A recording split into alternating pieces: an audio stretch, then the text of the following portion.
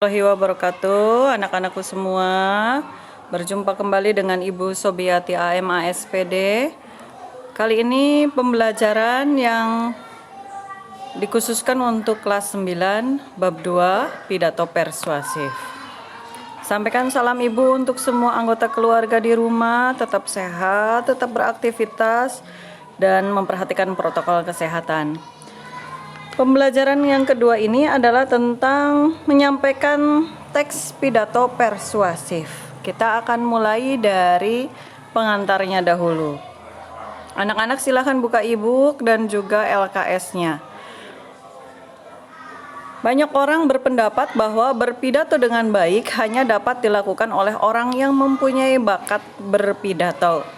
Pendapat itu tidak benar, karena berpidato termasuk jenis keterampilan yang dapat dilakukan oleh setiap orang yang mempunyai minat, ditambah dengan keinginan untuk belajar dan berlatih. Di sini pembahasannya adalah tentang pidato persuasif. Anak-anak diharapkan mampu menyimpulkan pidato, isi pesan pidato, dan juga Ananda diharapkan nantinya mampu berpidato. Jadi berbicara di depan banyak orang itu adalah satu keterampilan yang akan dilatih pada pembelajaran daring kita ini. Kita mulai pembelajaran ini dengan pengertian pidato persuasif. Pidato persuasif itu adalah seni mengungkapkan pendapat secara jelas dan logis, atau secara runtut dan masuk akal untuk meyakinkan audiensi, pendengar atau penonton kita agar mau melakukan sesuatu.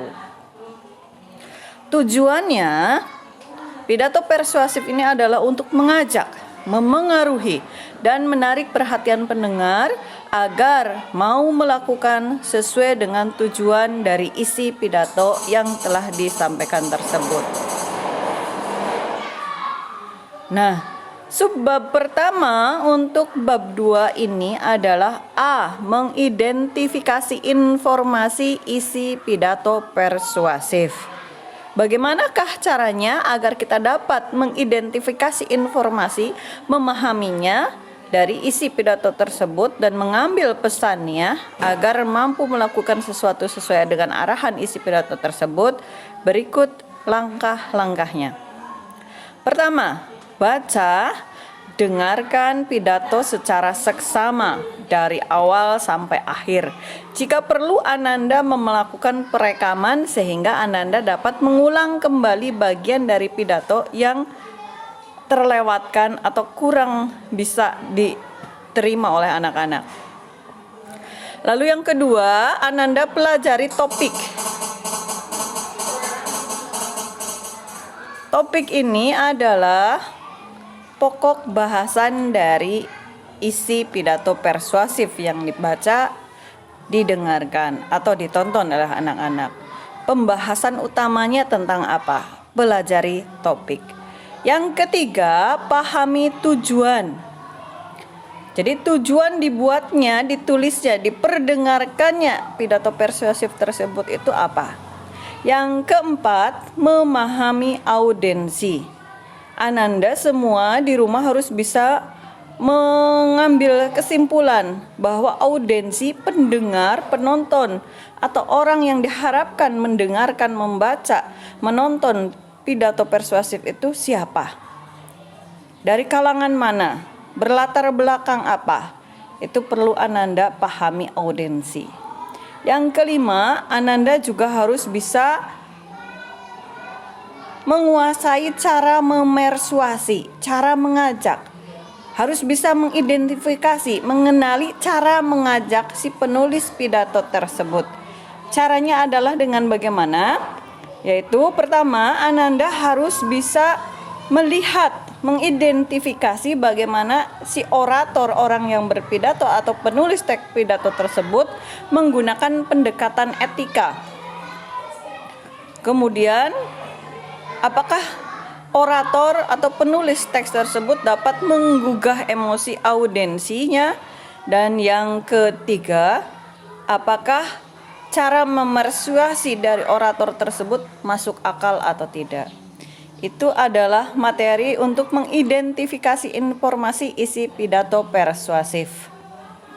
Berikutnya, subjudul yang kedua, menyimpulkan pesan pidato persuasif.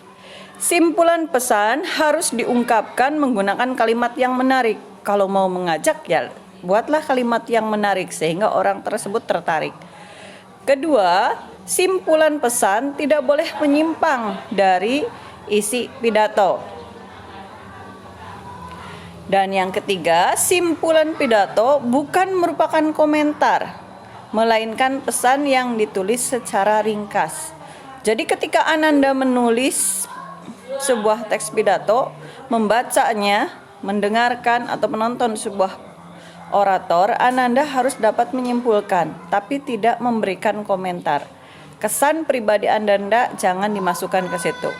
Karena simpulan pidato adalah pesan yang ditulis secara ringkas dari si oratornya atau dari pemikiran asli penulis teks pidato tersebut. Nah, yang berikutnya yang ke-C. Dalam satu video pembelajaran ini ada 3 subjudul. Yang ke-C ini adalah atau yang ketiga ini struktur teks pidato.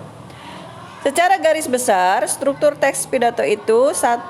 Pembukaan, 2. Isi pidato, dan 3. Penutup pidato. Pembukaan pidato itu terdiri dari salam, ucapan penghormatan, dan ucapan syukur. Sedangkan isi pidato itu terdiri dari struktur isi pidato persuasif. Nah, Ananda bisa lihat di sini. Ada yang pertama, pernyataan posisi. Simak baik-baik Ananda, jika perlu Ananda tulis. Pernyataan posisi pidato persuasif itu termasuk ke dalam teks eksposisi. Jadi, teks eksposisi umumnya dimulai dengan suatu pendahuluan pernyataan posisi yang memberikan pendapat atau sudut pandang pengarang. Jadi, di sini bagian 1 ini Ananda diminta untuk menyampaikan posisi Anda sebagai pembicara atau sebagai orator tentang topik yang sudah dipilih. Sudut pandang Anda, pendapat Anda disampaikan di sini. Kemudian tahap argumen. Argumen itu adalah pendapat dan diusahakan harus berupa argumen logis yang meyakinkan audiens.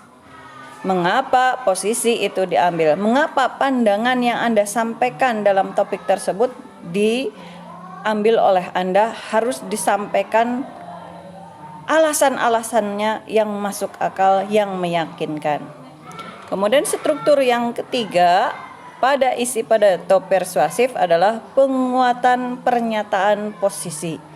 Ini bisa dituangkan dalam simpulan. Simpulan ini harus memperkuat atau menyimpulkan pandangan pengarang. Ada penegasan di dalam struktur isi pidato persuasif yang ketiga ini.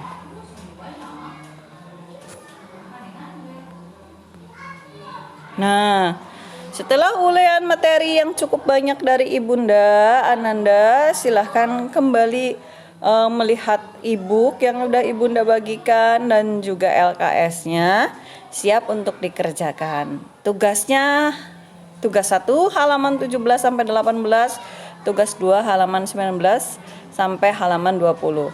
Ketika Anda mengerjakan tugas ini, jika Anda mengalami kesulitan, silahkan lihat kembali channel YouTube Ibu atau silahkan japri ke WhatsApp Ibu. Insya Allah Ibu tanggapi. Motivasinya, belajar dan bekerja adalah perjuangan, maka kita harus semangat. Guru dan murid harus bersinergi, bekerja sama, gotong royong, bahu-membahu, menyelesaikan, menguasai materi yang sudah disesuaikan dengan kurikulum yang kita gunakan. Konfirmasinya, Ananda silahkan buat rangkuman di rumah untuk melakukan penguatan dan Ananda juga dapat membuat simpulan. Sekian dari Ibunda, mohon maaf jika ada kesalahan. Semoga pembelajaran daring ini bermanfaat. Semoga kita semua tambah sehat, solih-solihah, ilmunya manfaat. Amin ya Allah ya Rabbal Alamin. Wabillahi taufik wal hidayah. Wassalamualaikum warahmatullahi wabarakatuh.